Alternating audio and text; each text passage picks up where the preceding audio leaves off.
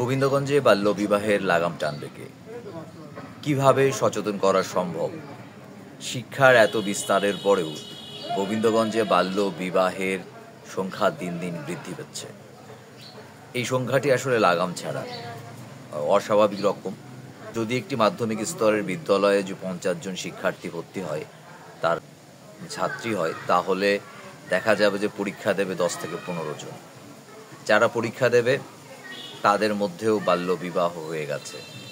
এই বাল্য বিবাহেরটা আসলে লাগাম আমরা কোনোভাবেই গোবিন্দগঞ্জে যেন টানতে পারছি না। কাগজে কলমে অনেকের বয়স বৃদ্ধি করা হচ্ছে, শরীর পুষ্ট হওয়ার আগেই গোবিন্দগঞ্জে বাল্য বিবাহ হচ্ছে। ফলে দেখা যাচ্ছে সংসারগুলোতে অশান্তি।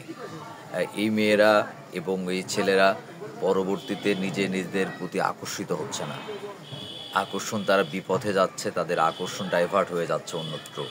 তারা মাদকাসক্ত হয়ে পড়ছে, তারা পরকীয়ায় আসক্ত হয়ে পড়ছে, তারা অন্য সব রকম কার্যক্রমে অংশগ্রহণ করছে।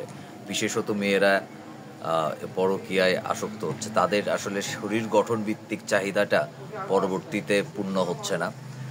এটি একটি বিরাট প্রবলেম আকার ধারণ করেছে গ্রাম অঞ্চলগুলোতে গোবিন্দগঞ্জের।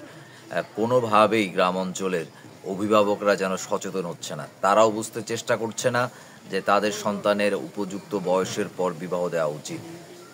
13-14 বছর 15 বছরের মধ্যে গোবিন্দগঞ্জের গ্রাম অঞ্চলের মেয়েদের বিয়ে হয়ে যাচ্ছে।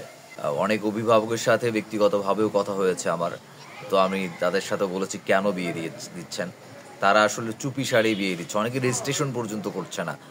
প্রশাসন মাঝে মধ্যে উদ্যোগ নিচ্ছে, অনেক জায়গায় বিবাহ বন্ধ করার উদ্যোগ নেয়, কিন্তু অতদূর যায়ই না তাদের। চুপি সারে, একেবারেই চুপি সারে ছোট ছোট মেয়েদের, ছোট ছোট ছেলেদের বিয়ে হয়ে যাচ্ছে। শিক্ষার বিস্তার হচ্ছে কিন্তু সচেতন হচ্ছে না। তাহলে শিক্ষারও কি ঘাটতি রয়েছে? কোন শিক্ষা দিলে এবং কি করলে গোবিন্দগঞ্জের মতো জায়গায় একটা অগ্রসর উপজেলায় বাল্য বিবাহ রোধ করা যায়?